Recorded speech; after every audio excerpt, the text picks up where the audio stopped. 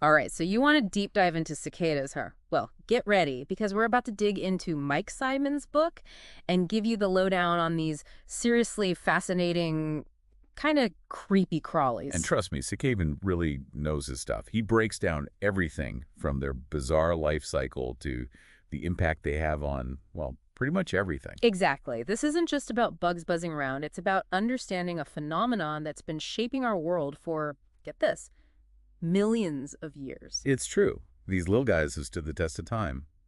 And this year is their year to shine. Okay, so for those who haven't had the pleasure of experiencing a cicada summer, let's start with the basics. What are we actually talking about here? These aren't your average houseflies. Not even close. We're talking Magicicada Yeah. and these guys. They're practically celebrities in the insect world. And they've certainly mastered the art of the dramatic entrance. Tell me about it. Ciman talks about their 13 or 17-year life cycles, and let me tell you, it's some next-level stuff. Seriously, 17 years. They spend more time underground than some of us spend in school. But before we get into the whole how do they do it question, let's break down these Magicicada species a bit. I tried explaining it to my neighbor, and let's just say it didn't go well. Yeah, it's easy to get tripped up. Yeah. So in the U.S., we've got three main species to keep in mind: Magicicada septendicum, Magicicada cassini, and Magicicada septendecula. Easy for you to say, it's like a tongue twister. But before anyone tunes out thinking, Latin names, snooze fest, this is actually important stuff, right? I mean, knowing where you live determines which cicada symphony you'll be treated to. You could call it locust listening for the uninitiated. You got it. Each species has its own turf, so knowing your location is like having a VIP pass to the right cicada concert. Speaking of concerts, 2024 is supposed to be a big one, isn't it? Like Ciman uses the word millions, even billions, when describing these emergences. That's not just a swarm, that's like an insect invasion. It's true. And for scientists, it's an incredible opportunity. Think of it like a natural experiment on a massive scale. So all the science folks are geeking out, which is cool and all, but for the average person who just wants to enjoy their backyard barbecue in peace, what's the deal? Ciman doesn't sugarcoat it, does he? Not exactly. He definitely lays out the realities, and let's just say it's not all sunshine and roses. Right, because it's not just about the sheer number of cicadas, it's the noise, too, right? Oh, definitely. Imagine a chorus of tiny buzzing kazoos. Now multiply that by, a few million. It can get pretty intense. Okay, I'm getting slight anxiety just thinking about it, but before we dive into the whole how to survive a cicada summer guide, let's go back to their life cycle, because honestly, when Sigmund was describing it, I felt like I was reading a sci-fi novel. It's wild, isn't it? It all starts with the eggs laid strategically in the branches of trees. Yeah, they don't just drop them anywhere. These cicadas, they've got a plan. Oh, they've got a plan, all right. So the eggs hatch, these little nymphs drop to the ground, and that's where things get really interesting.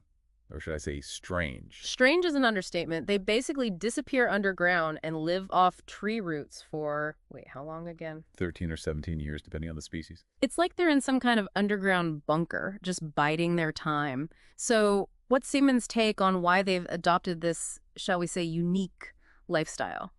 Well, survival of the fittest, right. By staying hidden for so long, they avoid predators, and when they finally emerge, it's a numbers game. Yeah. They overwhelm any potential threats with sheer volume. Makes sense, right? Lie low, stay safe, then boom, take over the world, or at least the trees, for a few glorious, noisy weeks. But there's got to be more to it than that, right? You're right, there's a lot more to it. Ciman talks about how this synchronized emergence isn't just about avoiding predators, it's about timing. Soil temperature, rainfall, even the length of daylight hours, all these factors come into play. It's like they've got this internal clock perfectly calibrated to the environment. That's some serious biological programming. Speaking of programming, is there any way to predict these emergences? I mean, can I set a Google Calendar reminder for cicada apocalypse? Well, not exactly an apocalypse, but scientists are getting pretty good at predicting these things. And Signan lays it all out. Right, so that's where we're headed next, folks. Get ready for the cicada forecast. All right, so we know these cicadas are fascinating, they're a little freaky, and they operate on a time scale that makes dog years look like, well, a walk in the park. But let's get down to it. What does all this mean for 2024? Where are these emergences going to hit the hardest? Well, if you look at the data, and Sigan really digs into this, the East Coast, especially from New York down to Virginia, is going to be, cicada central in 2024. Cicada Central, huh? Sounds like a party I'm not sure I want an invitation to. Oh, you'll get an invitation, all right. Trust me, you won't be able to miss it. But it's not just the East Coast. Cicada mentions other spots too. Oh, right. Like where? Give me the rundown. Parts of the Midwest, places like Illinois, Michigan, they're going to see their fair share of cicadas too. Remember how we talked about soil temperatures? Yeah, those are like the cicada's internal alarm clock, right? Exactly. And if we have a warm spring, which, let's be honest, isn't out of the question these days, those emergences could start early and be even bigger than expected. Okay, so note to self, if you're planning a picnic in the park this spring, maybe pack some earplugs along with the potato salad. But enough about the where and when, let's talk impact. Siganham calls cicadas ecosystem engineers, which sounds pretty impressive, but what's that mean in plain English? Basically, these little guys, as weird as they might seem, they've got a huge job to do in their ecosystems. Mm-hmm. Imagine millions, billions of cicadas all popping up at once. That's like ringing the dinner bell for all sorts of critters. Oh, right, like a giant all-you-can-eat cicada buffet. Exactly. Seaman talks about copperheads, those snakes, how they just gorge themselves on cicadas. It's their version of a Thanksgiving feast. Okay, that's a visual I could have done without, but I get your point. It's a feeding frenzy out there. And speaking of feasts, Seaman also talks about this thing called nutrient cycling. Break that down for me. What is that? Think of it like nature's composting system. All those cicada shells left over after the feeding frenzy, they don't just sit there. They break down, decompose, and all those nutrients go right back into the soil. It's like a massive dose of natural fertilizer. So even in death, cicadas are giving back. That's kind of poetic when you think about it. Nature's pretty amazing, huh? But it's not all just science and ecological impact, right? Siegmund also talks about how cicadas have influenced human culture for centuries. I mean, these bugs are practically legends. Absolutely. They popped up in myths, legends, even music. It's fascinating. Sigmund even mentions this one Native American tribe that incorporates the sound of cicadas into their songs and dances. They believe these insects have this deep connection to the spirit world, a reminder of the cyclical nature of life and death and rebirth. It's really quite beautiful. See, I told you, cicadas, they're not just a noisy nuisance, they're like little messengers from the past. Exactly. And that's something Sipraman emphasizes, looking beyond the annoyance, the noise, and appreciating these creatures for what they are, survivors. I mean, they've been around for millions of years. They've weathered ice ages, volcanic eruptions, and who knows what else. There's a resilience there and adaptability. That's pretty inspiring. Okay, so we've talked about why they matter for the ecosystem, why they matter for human culture. But let's be real, for the listener at home who's thinking, that's all well and good, but how do I survive the next few months with my sanity intact?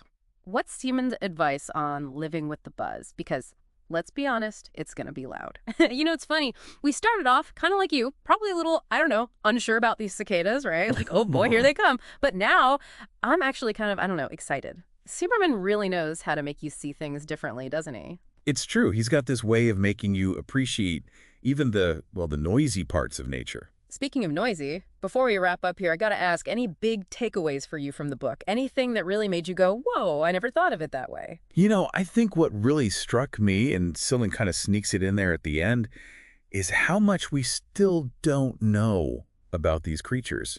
I mean, yeah, we get the basic life cycle, how they impact things, but there's so much more to uncover. Like, what exactly triggers those perfectly timed emergences?